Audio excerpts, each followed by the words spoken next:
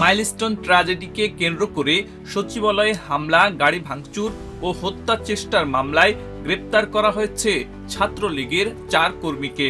তবে গ্রেপ্তারের বিষয়টি নিশ্চিত হওয়ার পর সামাজিক যোগাযোগ মাধ্যমে তীব্র প্রতিক্রিয়া দেখা গেছে।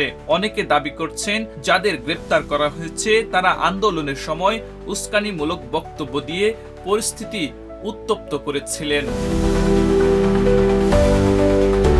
বিশেষ করে গ্রেপ্তারকৃতদের মধ্যে একজনের ভিডিও সামাজিক যোগাযোগ মাধ্যমে ভাইরাল হয়েছে, যেখানে তাকে বলতে শোনা যায়, যদি শিক্ষা উপদেষ্টা পদত্যাগ না করেন তাহলে টাকা তুলে শেখ হাসিনাকে আবারও বাংলাদেশে ফিরিয়ে আনবেন। ভিডিওটি সামনে আসার পর অনেকেই প্রশ্ন তুলেছেন, এ ধরনের মন্তব্য ও উস্কানিমূলক অবস্থান কি পরিকল্পিত সহিংসতার ইঙ্গিত নয়? গ্রেপ্তারের পর এই ভিডিওগুলো নতুন করে আলোচনায় এসেছে এবং আন্দোলনের ছাত্রলীগের নৈপথ্যে ভূমিকা নিয়ে আবারও বিতর্ক শুরু হয়েছে। সামাজিক যোগাযোগ মাধ্যমে গ্রেপ্তারের পর তীব্র প্রতিক্রিয়া দেখা গেছে। অনেকেই বলছেন, যারা আটক হয়েছেন তারা সকলেই ছাত্রলীগের রাজনীতির সাথে ওতপ্রোতভাবে জড়িত।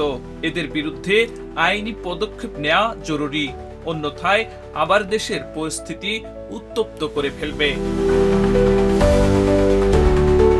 বৃহস্পতিবার সকালে আটকের বিষয়টি নিশ্চিত করেন রমনা বিভাগের উপকমিশনার মাসুদ আলম। তিনি জানান, গ্রেপ্তারদের রিমান্ড চেয়ে আদালতে উপস্থাপন করা হবে।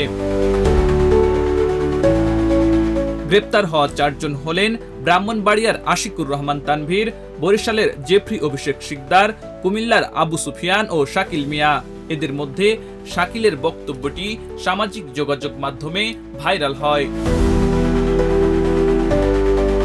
ঘটনার সূত্রপাত মাইলস্টোন স্কুলে বিমান বাহিনীর যুদ্ধ বিমান বিধ্বস্ত হওয়ার পর শিক্ষার্থীরা 6 দফা দাবিতে সচিবালয়ের দিকে পদযাত্রা করেন। তখনই সংঘর্ষ, হামলা ও ভাঙচুরের ঘটনা ঘটে। এ ঘটনায় রাজধানীর একটি থানায় 1200 জনকে আসামি করে মামলা দায়ের করে পুলিশ। পরদিন আদালতে এজাহার গ্রহণ করে তদন্ত প্রতিবেদন জমা দেওয়ার নির্দেশ দিয়েছেন 28 অক্টোবরের মধ্যে।